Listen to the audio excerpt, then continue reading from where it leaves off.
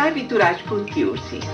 बहारें हमको ढूंढेंगी इस कार्यक्रम के तहत बहुत से फनकारों के बारे में, कलाकारों के बारे में, अभिनेताओं के बारे में, चरित्र अभिनेताओं के बारे में, गायकों के बारे में, संगीतकारों के बारे में, गीतकारों के बारे में आप तक जानकारी पहुंचती रही है। बहुत सी बातें हम इस कार्यक्रम के माध्यम से आप तक पहुंचाते हैं और कोशिश ये होती है कि जिस भी कलाकार के बारे में बात हो रही है, न सिर्फ आप उससे परिचित हों, उसके काम से परिचित हों, बल्कि जो उनकी फिल्मों के गीत या संगीत रहे उससे भी परिचित हों। और आज एक ऐसे फनकार की बात, एक ऐसे कलाकार की बात जिसने रंग तो खूब जमाया, लेकिन जमाया अपनी फिल्मों के संगीत के माध्यम से। जी हाँ, अपने गीतों के माध्यम से। मैं बात कर रही हूँ जय ओम यादव मुखर्जी की। आप परेशान हो रहे होंगे, हैरान हो रहे होंगे, ये नाम नहीं सुना। ये नाम आपने सुना है और इस तरह विस्तार से चर्चा के लिए आज हमारे साथ मौजूद हैं डॉक्टर राजीव श्रीवास्तव जी। डॉक्टर राजीव, आपका स्वागत है। जी हाँ, नमस्कार। और राजीव जी के बारे में इतना जरूर कहूंगी कि स्वतंत्र रूप से कार्य करते हैं। मीडिया एंड फिल्म इंस्टीट्यूट में समय समय पर जाते रहते हैं, व्याख्याता के रूप में कविता पर पकड़ रखते हैं, फिल्मों पर पकड़ रखते हैं। और एक और इनकी बहुत खासियत है कि बहुत सारी आत्मकथाओं से जुड़े हुए हैं। खास करके मैं जिक्र करूंगी मुकेश की आत्मकथा सुरीले सफर की कहानी। क्यों राजीव? जी जी जी, बिल्कुल बिल्कुल बिल्कुल। और अब उनकी बात जो इस कार्यक्रम में एक बहुत महत्वपूर्ण कड़ी के रूप में हमसे जुड़े रहते हैं, राजीव कुमार शुक्ल जी। वरिष्ठ प्रसारण कर्मी तो हैं ही, आप जानते हैं, और जितने भी कार्यक्रम आप तक आ रहे हैं लगभग सभी में उनकी मौजूदगी रहती है। कवि हैं, सहृदय हैं और साहित्य पर जबरदस्त पकड़ रखते हैं। राजीव जी, स्वागत है। नमस्कार राजीव जी, आपको भी मेरा नमस्कार। नमस्कार नमस्कार। सभी श्रोताओं को हमारा नमस्कार। तो आज बात है श्रीवास्तव जी की और शुक्ल जी की। मतलब राजीव तो जो गणित के समीकरणों में होता है ना कि ये तो कॉमन है जी। तो कट तो नहीं गया लेकिन अलग हो गया।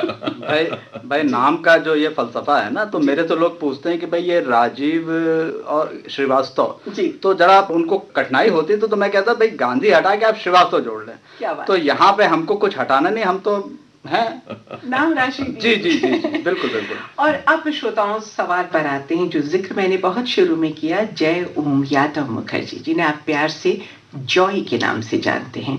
जैसा नाम वैसा काम, बहुत ही हंसमुख प्रकृति के हैं। क्या कहेंगे राजीव श्रीवास्तव जी? भाई देखिए, जॉय मुखर्जी, ये जब नाम मैं सुनता हूँ जब तो मुझे हिंदुस्तानी सिनेमा में 3 नाम एकाएक याद आ जाते हैं, मतलब जॉय को लेकर। एक तो है प्रदीप कुमार और एक है विश्वजीत। ये 3 अभिनेता ऐसे हैं हमारी फिल्मी दुनिया के जिनको शोहरत मिली गीत संगीत की वजह से। बहुत हद तक, बहुत सही कहा। मतलब आज अगर कुछ फिल्मों के गाने या उसके संगीत जब हम उस पर चर्चा करते हैं जी, तो प्रदीप कुमार को भी देख लीजिए, ताजमहल का गीत संगीत रोशन साहब का। तो उसी तरह से जॉय मुखर्जी की जो पहली फिल्म थी वहीं से ये शुरुआत हो जाती है, लव इन शिमला। जी हाँ, 1960 की। 1960 की ये फिल्म। और इससे पहले की बातचीत का सिलसिला और आगे बढ़े, श्रोताओं को एक झलक भर देना चाहते हैं, जैसे फिर वही दिल लाया हूँ, हमसाया, शागिर्द, Ek Musafir Ek Haseena, love in Tokyo, love in Shimla, इस तरह की बहुत सारी फिल्में जॉय की आई।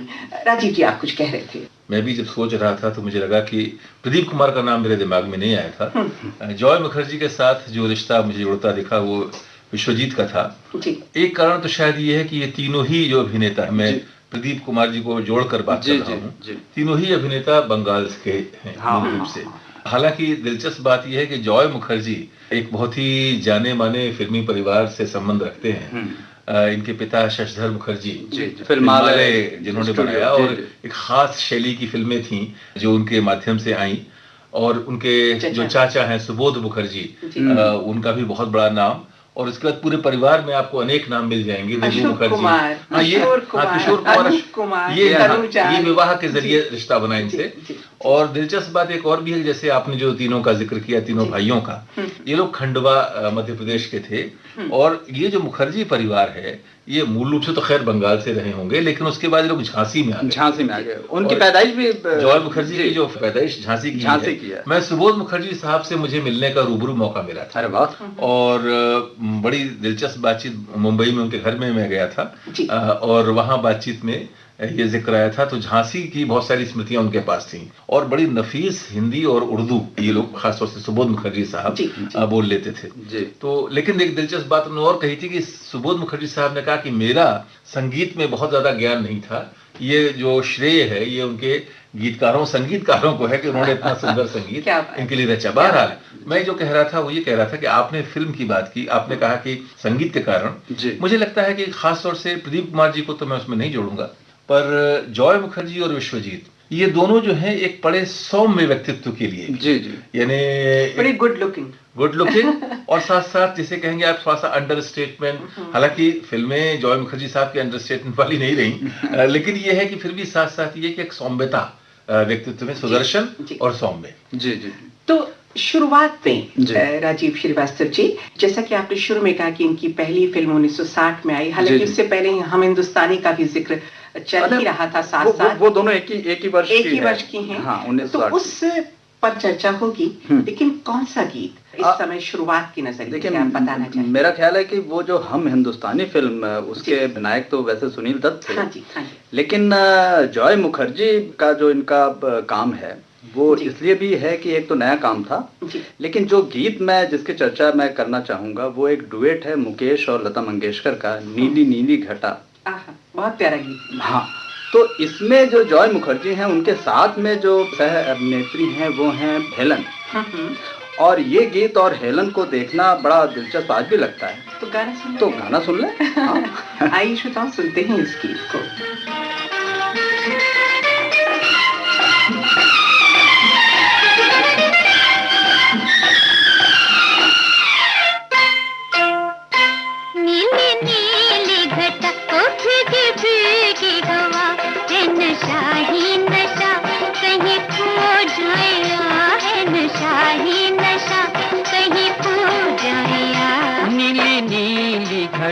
ओ भीगी भीगी हवा है नशा ही नशा, कहीं खो जाया है नशा ही नशा, कहीं खो जाया नीली नीली घटा।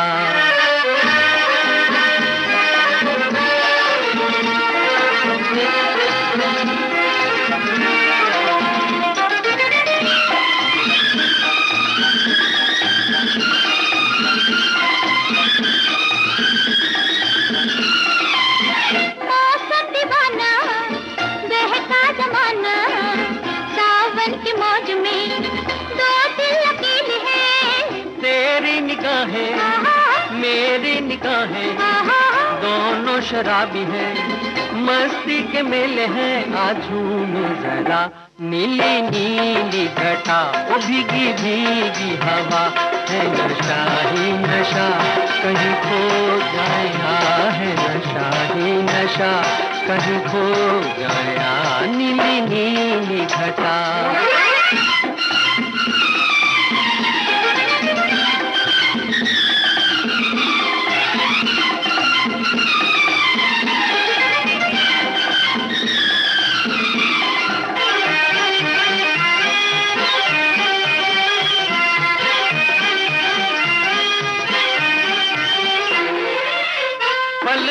छलके गालों पे ढलके सावन की बूंदों में चंचल इशारे हैं, समझो इशारा दे दो सहारा, तुम भी हमारे हो हम भी तुम्हारे हैं, राजों में जरा नीली नीली घटा, भीगी भीगी हवा है नशा ही नशा, कहीं खो जाया है नशा ही नशा, कहीं खो जाया नीली नीली घटा।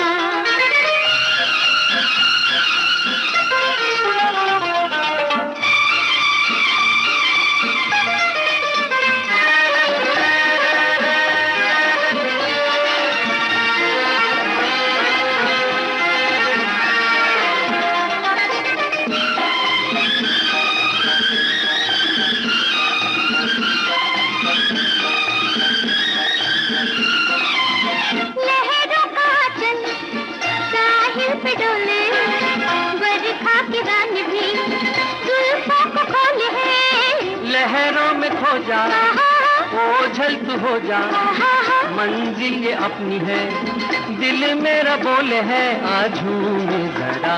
नीली नीली घटा ओ भीगी भीगी हवा, है नशा ही नशा कहीं खो जाएगा, है नशा ही नशा कहीं खो जाएगा। नीली नीली घटा ओ भीगी भीगी हवा, है नशा ही नशा कहीं खो जाएगा, है नशा ही नशा कहीं खो जाएगा। नीली नीली घटा ओ भीगी भीगी हवा, है नशा ही नशा कहीं खो जाएगा, है नशा ही नशा कहीं खो जाएगा। बात चल रही थी हम हिंदुस्तानी की और गीत आपने सुना, और इससे जुड़ा हुआ एक प्रसंग मुझे याद आता है कि जब हम हिंदुस्तानी बन रही थी तो इनके पापा ने इनसे कहा कि भाई आप इस पे अभिनय कर लो, क्योंकि उस जमाने में ये एक तो एनसीसी के कैडेट थे, बाल छोटे छोटे होते थे और फिर टेनिस खेलते थे, कुश्ती के शौकीन थे। तो उन्होंने कहा कि तुम बहुत अच्छे लगते हो, इसमें रोल कर लो। भाई ने कहा कि हाँ ये कर लेगा। तो इन्होंने क्या बुक्का फाड़ के जोर जोर से रोना शुरू कर दिया कि नहीं मैं एक्टिंग नहीं कर सकता। अब उस जमाने में इनको पॉकेट मनी के तौर पे 2 रुपए मिलते थे। तो भाई ने कहा कि अगर तुम्हें कुछ ज्यादा पॉकेट मनी कर दिया जाए तो करोगे? बोले क्या पापा 5 रुपए कर देंगे ज्यादा से ज्यादा। पापा ने कहा मैं तुझे 200 रुपए दूंगा, तो रोल करेगा? बोले हाँ हाँ हाँ करूंगा। तो ये एक बहुत मजेदार प्रसंग इससे जुड़ा हुआ था इस फिल्म से, और आपने बहुत अच्छा गीत भी सुनवाया। जब हम जॉय की बात करते हैं राजीव शुक्ल जी, और आपने जैसा किया कि बड़ा सौम्य उनका व्यक्तित्व था जी, और बड़ी मासूमियत, सौम्य और सुदर्शन। और देखिए ज्यादातर जो उनके चित्र दिखाई देते हैं ना, तो एक थोड़ा सा प्रोफाइल का चित्र होता है और बड़े करीने से कढ़े हुए बाल, एक जिसे कहते हैं कि मासूमियत सी चेहरे पर।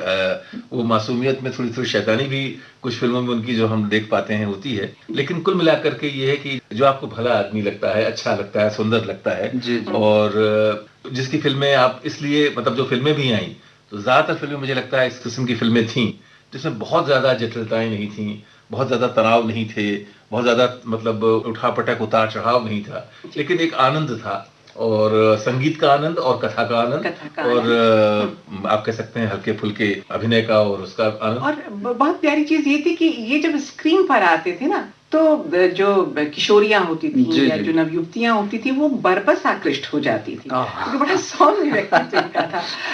राजीव श्रीवास्तव जी, आपने जिक्र किया था इसी दौर की फिल्म 1960 की ही फिल्म लव इन शिमला का, तो उसके बारे में कुछ कहें। देखिए, इस लव इन शिमला की जब हम बात करते हैं तो उसमें गीत संगीत का अगर हम पहलू लें तो ओपी नैयर नाम तो एक बड़ा नाम, एस्टेब्लिश नाम, और तो मैं एक वो जो समानता देखता हूँ कि ओपी नैयर के म्यूजिक की वजह से शम्मी कपूर को जो लाभ मिला, वही लाभ इनको जॉय मुखर्जी को इस फिल्म में मिला। बिल्कुल सही कहा, बिल्कुल सही कहा। तो उस तरह का जो एक संगीत, जैसे कहते हैं कि एक जंपिंग पैड अगर किसी के लिए बन जाए, तो वो काम शम्मी कपूर के साथ साथ ये लाभ इनको जॉय मुखर्जी को मिला। और साधना, अरे साधना तो फिर वो तो एक सिलसिला चल गया, और फिर वो तो सबको मालूम है कि जो आकर्षण की बात अभी आपने ऋतु जी कही थी, तो जो निर्देशक महोदय थे उनके साथ जो साधना का आकर्षण हुआ, तो वो फिर शादी में। जी हाँ, जी हाँ, शुक्ल जी, इससे जुड़ा हुआ एक प्रसंग भी मुझे याद। हाँ, बिल्कुल बिल्कुल, सुनाया जी।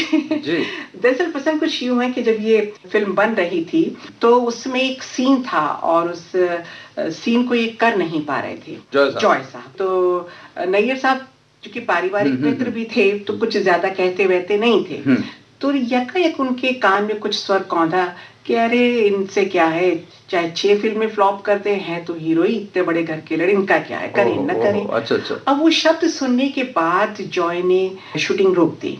वो घर चले गए, सारी रात सो नहीं पाए कि क्या मैं कुछ भी नहीं हूँ। मतलब मैं वो खिलंदड़पना तो उनमें था ही, दोस्तों के साथ पार्टी करना, बाहर घूमना, फिल्में देखना, लेकिन उस रात वो सोए नहीं। और अगले दिन पूरी रियाज के साथ, पूरी मेहनत के साथ वो आए और उस सीन को उन्होंने बखूबी परफॉर्म किया। तो ऋतु जी, इसका मतलब हम ये कह सकते हैं कि ये जो घटना घटी तो ये एक टर्निंग पॉइंट साबित हुआ इनके लिए, जॉय साहब के लिए। बिल्कुल, मतलब वो बिल्कुल सीरियस हो गए अपने काम के बारे में। बिल्कुल, और सीरियस नहीं हुए बल्कि उन्होंने एक के बाद एक 60 के दशक की कई सारी फिल्में, बहुत अच्छी फिल्में हमें दी। तो हम अगर लव इन शिमला की बात करें तो उसके गीत है, अगर आपको याद हो, दिल थाम चले हम, आज किधर दिल थाम चले हम आज किधर। अगर इजाजत हो तो वो हाँ बिल्कुल सुना दिया जाए। बिल्कुल सुना। दिल थामा हुआ है और जहां आप बताएंगे वहीं जाएंगे। जी।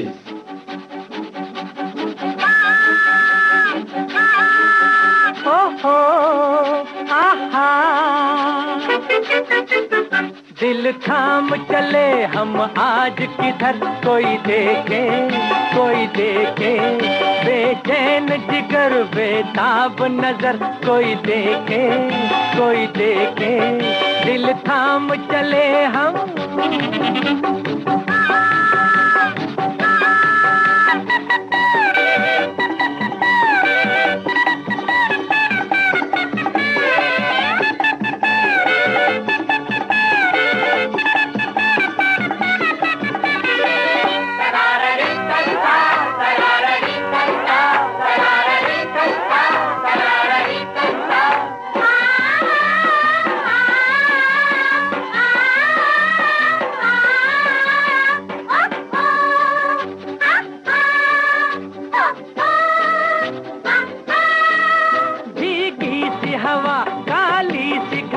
देती है तेरी जुल्फों का पता, ओ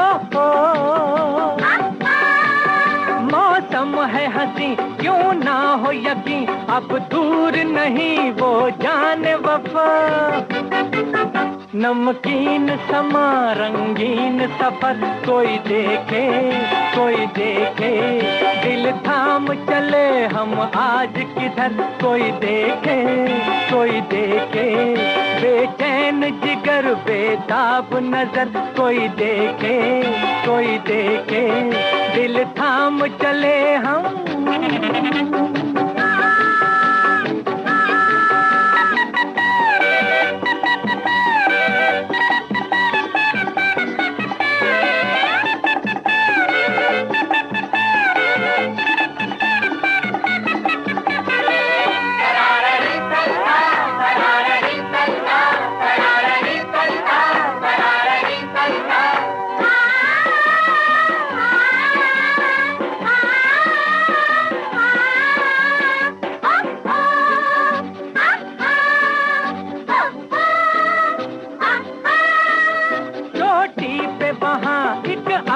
जवां देखो तो जरा क्यों झुकने लगा, ओ और देख के ये क्यों दिल अपना कुछ घटने लगा, कुछ रुकने लगा। मौसम की शरारत का मंजर, कोई देखे दिल थाम चले हम आज किधर, कोई देखे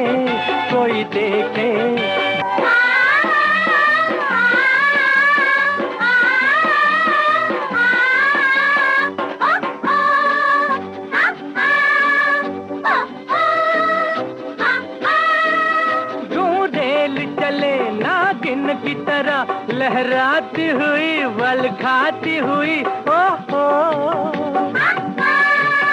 फूलों से भरे इन रस्तों के हर मोड़ पे ये समझाती हुई। ये इश्क भी तो है एक चक्कर, कोई देखे दिल थाम चले हम आज किधर, कोई देखे बेचैन जिगर बेताब नजर, कोई देखे दिल थाम चले हम।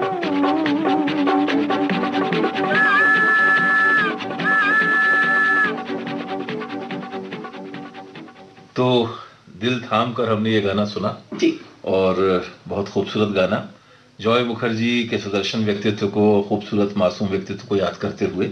और मैं समझता हूं कि जब शुरू की फिल्मों की बात हम जब करते हैं जी, तो उसमें एक मुसाफिर एक हसीना, ये बहुत महत्वपूर्ण फिल्म है जी, मुझे लगता है कि अपेक्षाकृत ये एक, देखिए नाम आज तक जो है, इस नाम का अपना एक जादू है, एक खास तरह का इसके अंदर रोमांटिसिज्म है, एक मुसाफिर एक हसीना। और वो जो रोमांटिक अंदाज है वो मैं शुक्ल साहब के चेहरे पे अभी देख भी रहा हूँ। मुस्कान, हाँ हाँ मतलब आप अगर किसी को याद करते हैं और वो मुस्कान उस तरह से आपके चेहरे पे आ जाए तो जाहिर है कि भाई ये उस जमाने में तो साधना की बात ही कुछ ऐसी थी। हम क्या करें, उसका नाम ही जहन में आता है और उसमें वो हसीना साधना ही थी। भाई देखिए, अगर रितु जी शुक्ल साहब ये कह रही हैं तो फिर तो मानना ही पड़ेगा। नहीं फिर हम लोग तो दोनों राजीव ये कहेंगे। अच्छा, लेकिन मैं एक चीज और जोड़ दूंगा कि अपनी कथा में भी ये थोड़ी सी दिलचस्प और अलग ढंग की फिल्म थी जी, ब्लैक एंड व्हाइट फिल्म थी, लेकिन इसमें खासतौर पर मुझे लगता है कुछ बहुत अच्छे डुएट्स, यानी युगल गीत, वो भी नहीं है, और बहुत शुक्रिया है। और साथ साथ मुझे देखकर आपका मुस्कुराना और आप यूं ही अगर हमसे मिलते रहे, देखिए एक दिन प्यार हो जाएगा। इतने प्यारे गाने हैं राजीव जी, कौन सा सुनेंगे आप? राजीव श्रीवास्तव जी जो है, आप पसंद से बताइए कौन सा तो गाना। मेरा ख्याल है कि मिलना जुलना इसी तरह से हमारा होता रहे, अगर हमसे मिलते रहे बस तो आप ही अगर हमसे मिलते रहे। जी जी जी, ऐसी बातें न करो हंसी जादूगर, मेरा दिल तेरी बातों में खो जाएगा। वाह वाह वाह वाह। तो ये मेरा ख्याल है कि हमारे श्रोताओं का दिल अब तक लग गया होगा। बिल्कुल लगा। तो आइए सुनते हैं ये खूबसूरत गाना, आप यूं ही अगर हमसे मिलते रहे। आप यूं ही अगर हमसे मिलते रहे, देखिए एक दिन प्यार हो जाएगा।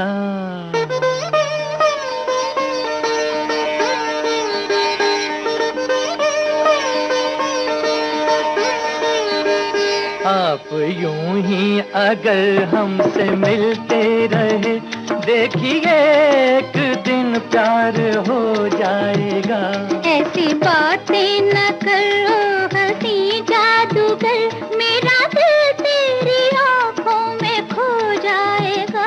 आप यूं ही अगर हमसे मिलते रहे, देखिए एक दिन प्यार हो जाएगा।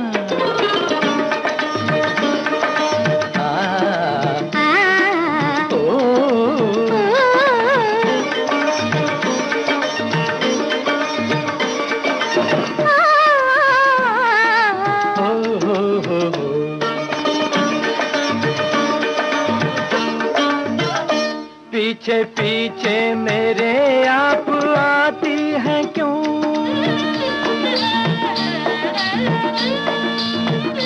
पीछे पीछे मेरे आप आती हैं क्यों, मेरी राहों में आंखें बिछाती हैं क्यों, आप आती हैं क्यों।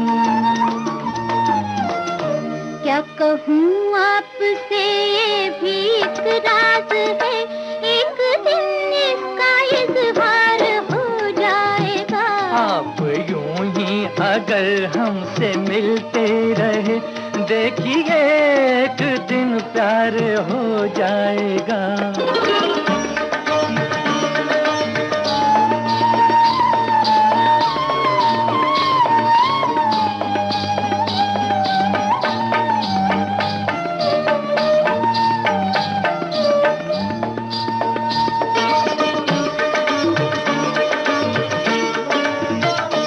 कैसी जादूगरी की अरे जादूगर,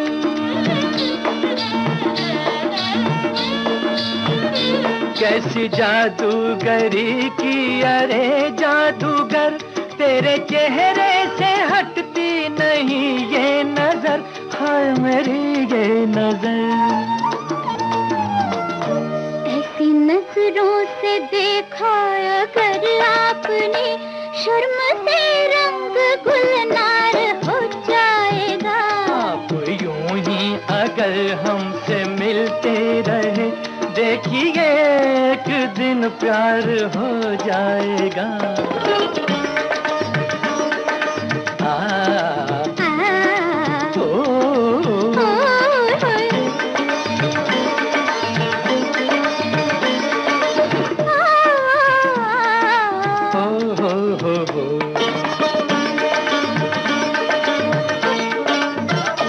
मैं मोहब्बत की राहों से अनजान हूँ,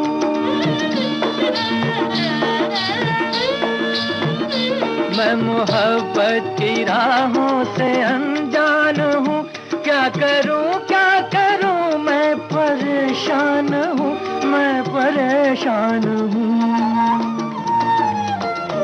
आपकी ये परेशानियाँ देख कर मेरा दिल भी परेशान हो जाएगा। आप यूं ही अगर हमसे मिलते रहे, देखिए एक दिन प्यार हो जाएगा। ऐसी बातें न करो हंसी जादूगर, मेरा दिल तेरी आंखों में खो जाएगा। बहुत प्यारा गीत और इसमें बहुत हसीन लगी हैं साधना। अलग तरह की फिल्म थी ये, लेकिन इसका जो वो गीत था ना श्रीवास्तव जी, बहुत शुक्रिया, बड़ी मेहरबानी मेरी जिंदगी में हुजूर आप आए। और खास करके इस गीत की जो सबसे प्यारी बात मुझे लगती है, वो जो ढोलक बजाते हैं, वो तो नैयर साहब का बिल्कुल पेट है, वो पंजाब का जो पूरा। जॉय जी पेड़ के नीचे है और पेड़ के पीछे से झांक रही है साधना, और वो ढोलक का इस्तेमाल इस गीत में राजीव जी इतना प्यारा हुआ है। आप इसके प्रारंभिक अंश को सुन के समझ जाएंगे कि मैं क्यों इतनी भाव विभोर। एकदम ओपी नैयर के, ठीक कह रहे हैं श्रीवास्तव जी, ओपी नैयर के संगीत में पंजाब की जो मस्ती, पंजाब की जो लोक धुनों का जो आनंद, रवानी और जो रिदम, जो बीट्स हैं वो आती हैं, और बहुत उसके लिए ओपी नैयर साहब खास जाने जाते हैं। और गीतकार का भी इसमें जादू है, बड़ा कमाल है एस.एच. बिहारी की रचना है। तो इसको सुन लिया जाए। हाँ बिल्कुल सुना जाए। अरे इसकी भी जो पूरी देखिए जो ढंग है, तर्ज और साथ साथ बोल, वो भी कुछ अलग ढंग से ही है। बिल्कुल बिल्कुल, आइए सुनते हैं जी।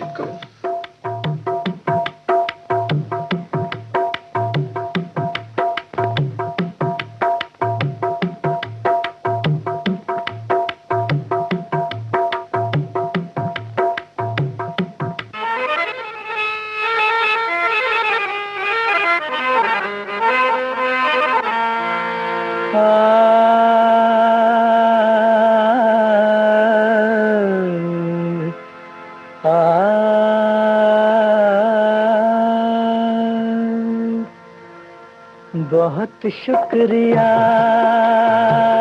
बड़ी मेहरबानी, मेरी जिंदगी में हुजूर आप आए। कदम चूम लूं या के आंखें बिछा दूं, करूं क्या ये मेरी समझ में ना आए। बहुत शुक्रिया।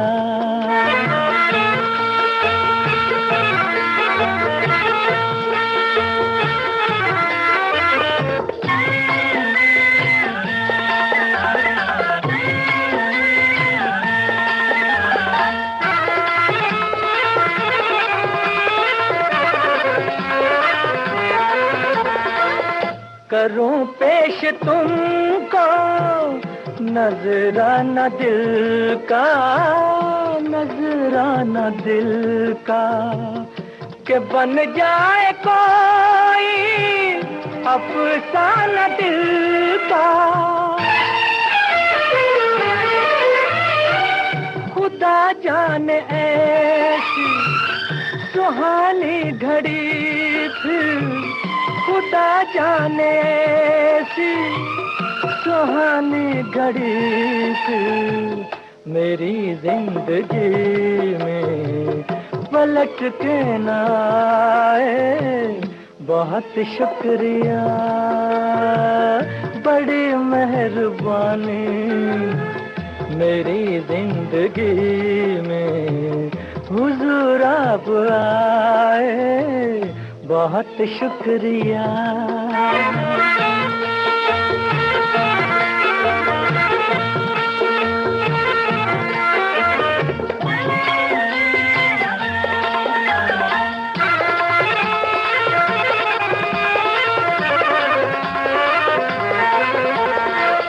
खुशी तो बहुत है मगर ये भी गम है, मगर ये भी गम है कि ये साथ अपना कदम दो कदम है।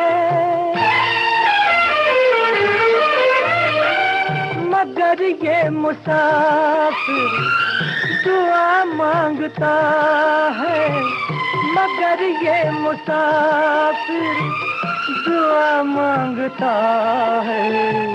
खुदा आपसे फिर किसी दिन मिलाए, बहुत शुक्रिया, बड़ी मेहरबानी, मेरी जिंदगी में हुजूर आप आए, बहुत शुक्रिया।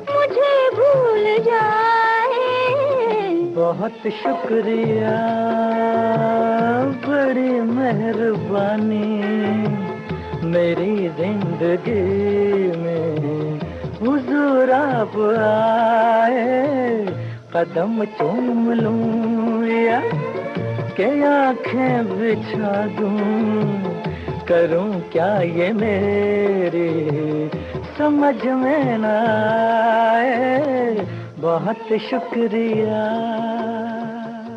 बहुत प्यारा गीत। अच्छा श्रीवास्तव जी, जब ये फिल्म बन रही थी, चूंकि वैसे तो ब्लैक एंड व्हाइट थी, लेकिन इसमें चूंकि कश्मीर पर केंद्रित ये फिल्म थी कि एक ऑफिसर एक सीक्रेट मिशन पर जाता है कश्मीर में, और वहां पर उसको चोट लग जाती है, वो एक बॉम्ब ब्लास्ट में घायल हो जाता है, तो नर्स के तौर पर साधना उनकी देखभाल करती है, तो फिर मोहब्बत हो जाती है दोनों में। फिर वो एक और अपने आप को तलाशने के लिए उसके बीच बीच में कुछ यादें कौंधती हैं, तो सवाल उठता है कि मैं हूँ कौन।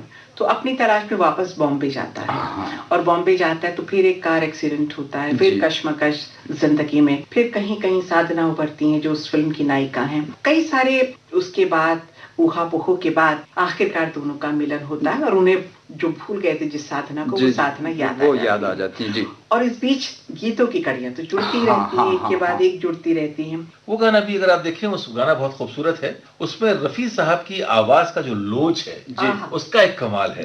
वो गाना है मुझे देखकर आपका मुस्कुराना, ये भी एस.एच. बिहारी की रचना, एस.एच. बिहारी की है, बिल्कुल। और इसमें जो मुझे देखकर के बाद जो हल्का सा वो जो झटका आता है और जो खास टर्न आता है, वो इस गाने का कमाल है। और थोड़ा कुछ सिमिलर, जैसे हिचकी आप अचानक से ले लेते हैं, कुछ वैसा ही लोच इसमें रफी साहब ने, लेकिन उसके बाद जो गूंज है, जो सोज है, जो रफी साहब की खास माना जाता था, उनकी आवाज का बहुत बड़ी जो खूबसूरती है, वो सोज पूरा खुलकर, जिसे कहते हैं पूरी अपनी सारी छटाओं में खिलकर वो सामने आता है। खास करके वो जो रोमांस के रंग हैं, जो रोमांटिक अंदाज होता है, प्रणय निवेदन होता है, उसकी जो खूबसूरती है, रफी साहब क्या अंदाज है, क्या बात है, क्या बात है। तो इस गीत को सुन लिया। हाँ बिल्कुल सुने। मुझे देख कर आपका मुस्कुराना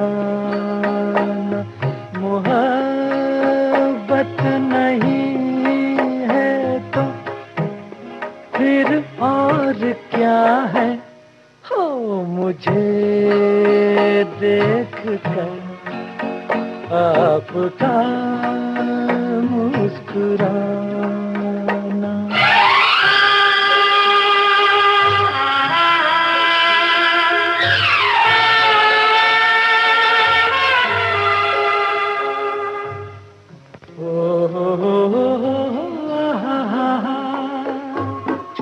मुझे तुम बेगाना कह लो या के दीवाना,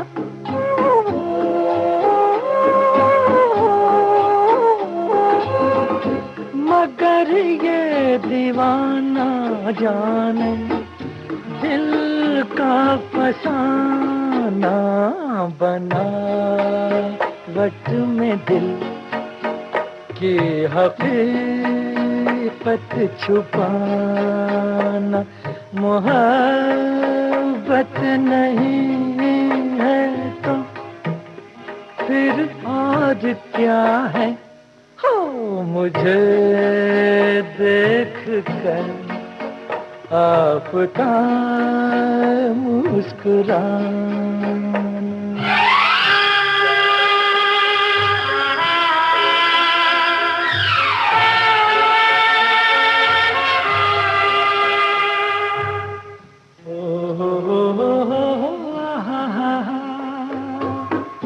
ख्यालों में खोई खोई रहती हो ऐसे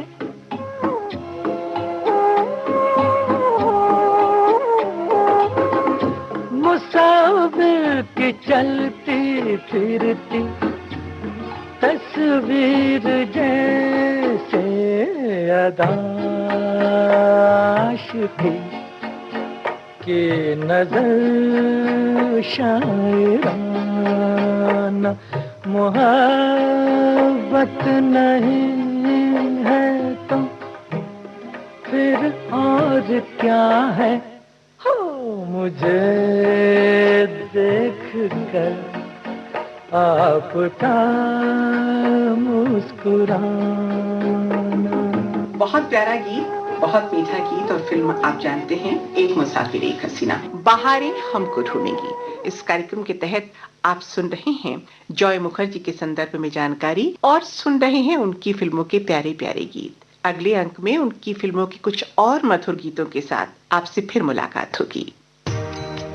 हमारा जिक्र भी होगा, हमारी बात भी होगी, रगों में आपकी हरदम हमारी याद दौड़ेगी।